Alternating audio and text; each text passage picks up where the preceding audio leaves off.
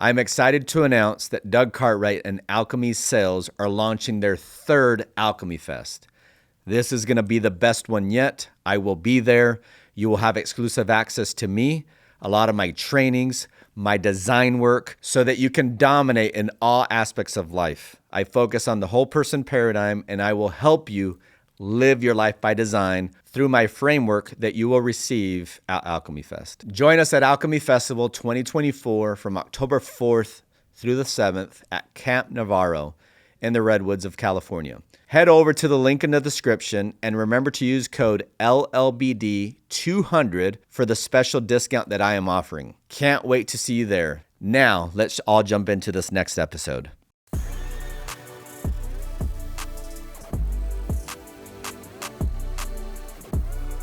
Okay, we have one of my childhood heroes on the show today, Dominique Wilkins. Nice Thanks to for meet being you, here, man. brother. My pleasure.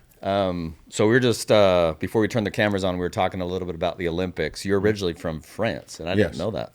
Yes, my dad was in the military, so I was born there first 5 years of my life. Then we moved to the States. There you go. And grew up in Baltimore, Maryland. Cool. And then you go there quite often, you were saying. Yeah, I mean, every chance I get if I get a chance to go to Europe, I'm always over there. So always like going back to, where it started for me, in Paris. So, yeah, so I frequent there. That's cool. And do you speak a lot of French, like Oui. often? Is that the extent of it? Or That's it. What thing is, when you stop speaking, you lose it. Of course. And so I haven't spoken it in a long time, but if I'm around it, I understand it. No doubt. And then we were talking about the Olympics. So you weren't part of that 92 team. You were part of the following team. Right. So talk to I us was about- hurt when the first team came out. I had tore my Achilles, so later on down the road, I was able to get on Dream Team too. Well, I wouldn't say able, it was one of those things that was definitely going to happen. But it was a wonderful experience. Played with a lot of great players on that Dream Team. Tell me some of the folks that were on that one. Well, you had Shaq, you had Alonzo Mourning, you had Larry Johnson, Sean Kemp, Crazy. Derek Coleman. Oh, man. Myself, Steve Smith, I want to say Mark Price, Dan Marley. Man, it's been so long, I forget half of some of the guys. I know on for that 92 team. Isaiah was there- on him, but he didn't play because he was hurt. Yeah, so yeah, we had a team. I know for 92 the toughest opponent was Croatia. Who was y'all's toughest opponent? No, Greece was pretty tough, but our margin of victory was between 20 and 30. Yeah. Nobody even came close. Nobody close. No, never sweating anything. No, Yeah. no, not at all. How- And Dream Team won. I mean, you see what they did. I mean, Yeah, no doubt. it's pretty amazing. And then how do you see USA basketball today in comparison to the rest of the world? It's obviously getting more difficult Well, to be I able think the world just don't fear us anymore. And a lot of those guys who now getting a chance to play in the NBA, they getting that seasoning, they seeing how it's done, so they feel like they can compete. But the U.S. put the right team together this year and went out and won. Yeah. Were you nervous at all watching that? Well, it was a couple Serbia of games. game? A couple of games made you nervous. You look at the Sudan game that Yeah, true. they could have lost. Serbia was up at one time. Yeah. 15. Big time. And they was able to come back and win that game. And same thing with France. So, they did what they had to do to win. Yeah. And then what year did you enter the NBA? 1982. 1982. And then talk to me about that, like your first. Well, it was a great draft class, first of all. I came out with James Worthy, Terry Cummings, and just to name a few guys that was in that draft. And, back then, you get drafted top 10, 15 picks, they expect you to come in and contribute right away. So it wasn't where you get, 3 years to develop and then see what happens. You had to be a contributor from day one. And then how was the Hawks organization? Were they pretty welcoming? Was it? Oh, first of all, I love Atlanta. And it's home still. It's home, and I always wanted to. When I was in college, I wanted to play in Atlanta. I never thought I would, but they made it happen, and I was able to play most of my career there. That's cool. And then I just remember you in the Spud Webb days. Yeah. Talk to me about. We had some good teams. Yeah. We had some really solid teams. Spud was a wonderful player to play with. All you had to do is get out and run. And, he would get up and down the floor with you. And if you were an athlete, especially on that team, man, you got a lot of easy points because the little fellow liked to get out and run. Yeah. How tall was he? What was? Maybe 5'7", 5'8", Yeah. maybe. You Okay. know, he cheated on an inch or two, but you know, but his heart. So and you his and me ability made hanging up out, for it's it. kind of like you and Spud Webb hanging out again because I'm about that height. No, you're taller. I'm taller than you. You're taller. There you go. There you go. And then for me, you define the slam dunk. That's the way I view you being a kid. Tell me about just, I mean, Well- you were doing things before anybody else started doing them. Well, you know, all the dunks that I did were game time dunks. It Yeah. wasn't dunk contest dunks. I just took game dunks into the dunk contest. But, you know, it was just a tool that I used to try to intimidate bigger guys from trying to block my shot and stuff like that. But the only unfortunate part of that is that a lot of people thought that's all I did was dunk. And Yeah, I no tell doubt. people all the time, it's hard to get over 26,000 points on dunks. You Yeah, know, I was it ain't creative happening. scorer. I scored, you know, in every aspect of scoring. course. Yeah. And then now you're in, tell me what you're up to now. I know Well, you're in I'm Vice President broadcasting. Atlanta Hawks and broadcast Valley Sports. Wait, say you're what of Atlanta? I didn't know I'm this. Vice President. I didn't know Vice that. President, yeah, Vice President basketball. And, you know, I do a lot of things with the organization, a lot of things in the city. So wear several different hats. That's awesome. So in the role of being vice president, we have a lot of CEOs that tune into the show. Mm-hmm. What are the main things that you deal with being in the C-suite, if you will? Well, you know, just dealing with a lot of corporate stuff, Yep. you know, with the Hawks, and which I definitely enjoy because we have great partners and try to continue to improve and have longevity with those relationships. And so they've done a great job of really incorporating me in those different areas. And then, you know, players, you know, the players, you know, always come and ask them for advice and those sort of thing. In my opinion, that's what we're there for.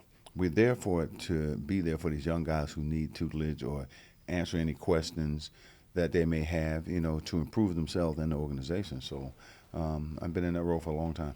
Yeah. So I learned this quote a while back. It says the most dangerous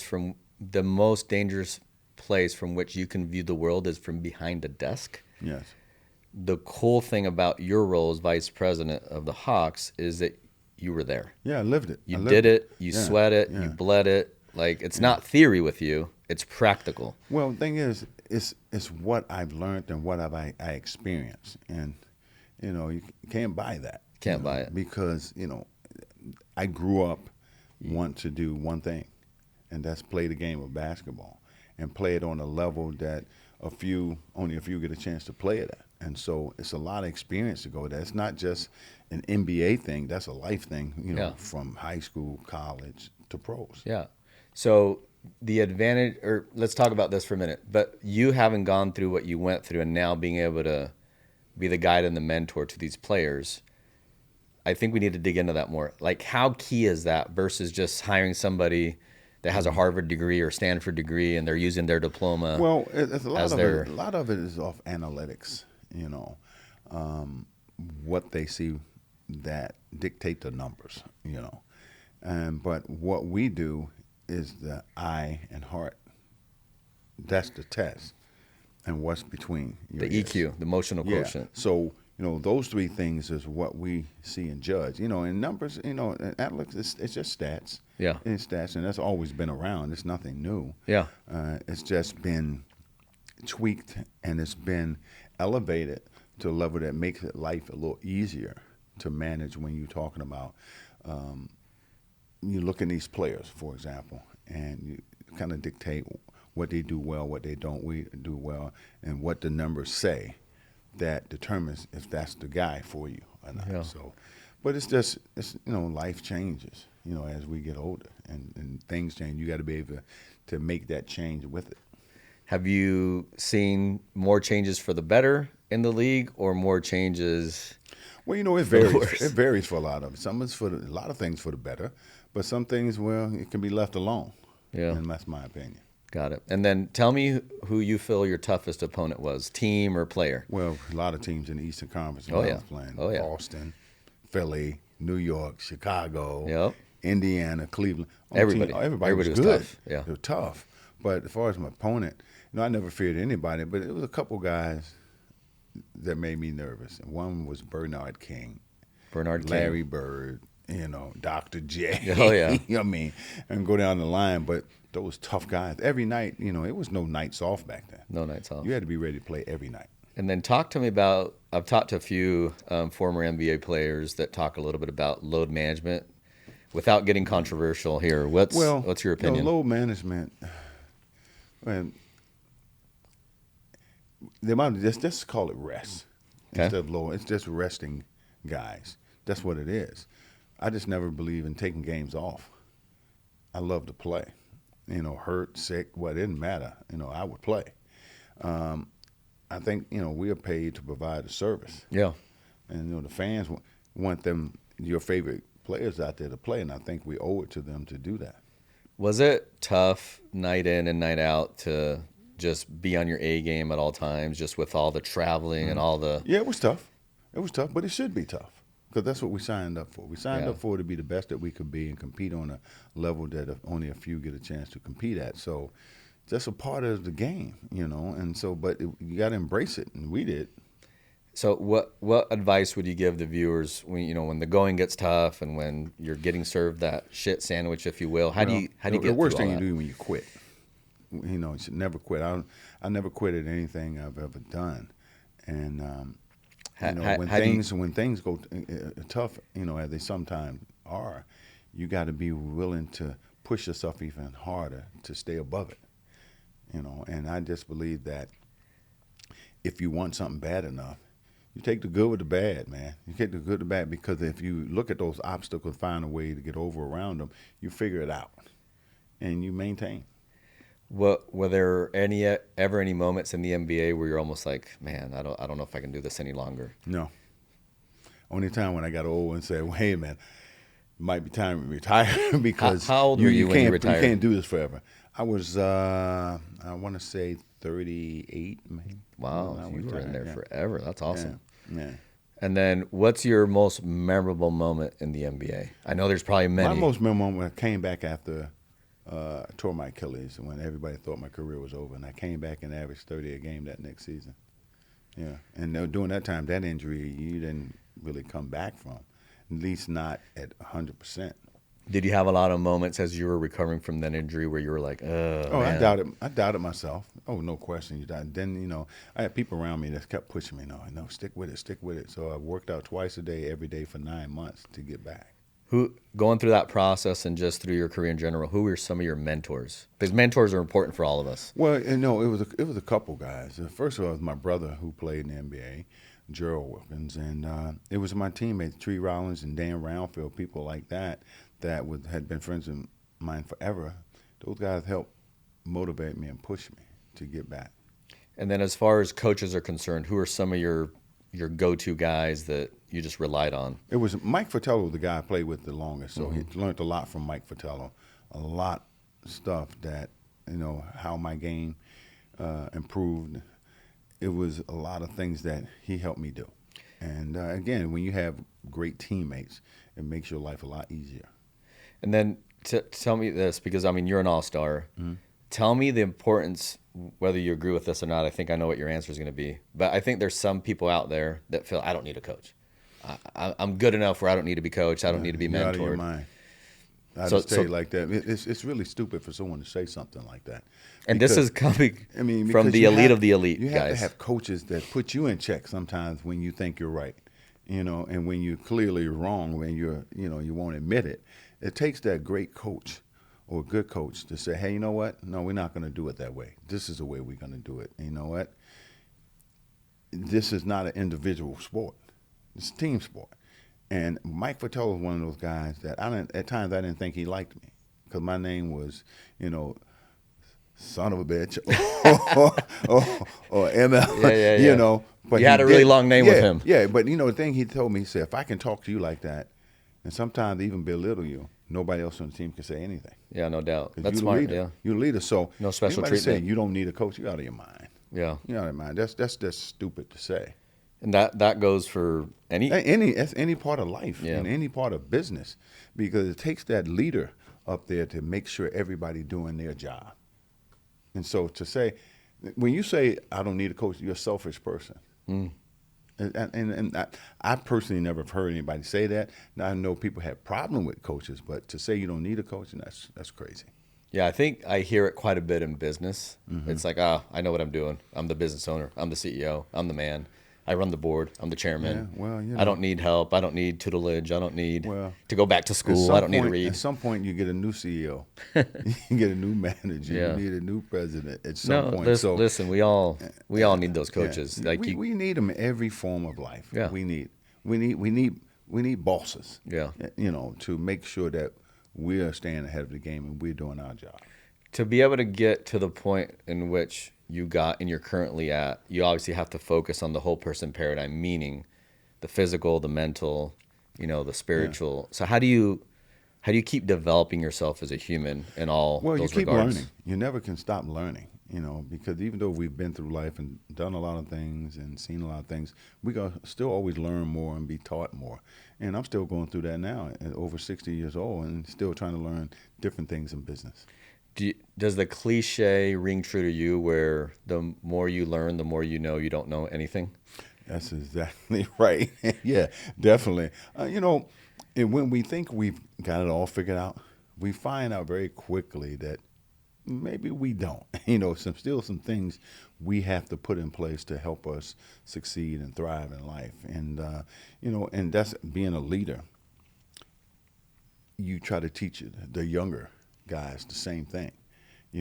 It's what you do now that's going to dictate what you ultimately become in the future. Yeah. Just doing the little things. Yeah. Cultures are key in any organization. How did you guys create such a strong culture with the Atlanta Hawks? And how do you, as the vice president of the organization? Well, it's leadership. It's leadership at the top. With us, Tony Ressler, who's our owner, and his ownership team, they set the tone of our organization and done a wonderful job at really putting our organization in a situation where people say, this is one of the top organizations in basketball, definitely from a business side, to put all the right pieces in place. Now you build it out, and that starts with, your team, that starts with personnel, all these different things to bring it all together to make it work. But our ownership group is pretty amazing. Got personal relationships. They build personal relationships with people they employ. And, it's rare to see, companies do that. They actually really, truly care. Tony Ressler and his wife, Jamie, are just wonderful people. They don't just talk about it; they're about it. They do it. They do it. Yeah, they do it. They do it. They put their resources where their mouth is, and they keep going, keep moving. I always say, well done is way more important than well said. Anybody Yeah. can say that they're doing certain something. Well, they're not a lot of talkers. Yeah. They're doers. And I know that firsthand because I'm around them a lot, and I've seen the great things that they're doing and currently doing. So, just glad to be a part of it. Yeah, I mean it reminds me it's better to have a great team than a team of greats. Like quite often you can have a lot of great players in your org. Great, it's like this. I always say great players, a lot of times when you have a lot of great players, you can get a lot of oohs and ahs and you have an opportunity to do something special. But when you got a great team, those are the ones that beat you. Beautiful. Final question. The name of the show, Live Life by Design. I usually end with this question. So the premise is this. We do all these shows. We bring on, folks that are doing really cool things and living their life more by design instead of by default. Obviously, you chose how old were you when you said, I'm going to be a professional basketball player? 12. 12 years old. So you had to build your life by design. You mapped it out. You were the architect of it. So what guiding principles do you want to end with in regards to, telling the viewers, this is what you should do to live your life more by design instead of by default? I think when you speak of living by design, what you have to do, and it's definitely what I've done, I was able to work on the things that I was most weakest at. Everybody know I can do the normal stuff that bring the highlights, but fundamentally, how am I going to be better to have longevity in what I believe in? And so I had to work on one or two things every year, my first 5 years, the league, to make me more well-rounded. And it's the same thing when they talk about business. Those one or two things. The thing is, when people try to work on 10, 20 things at one time. How can you perfect one? You take one or two things, and in time, you keep adding pieces where you build an arsenal into what you believe in and what you're trying to compete in.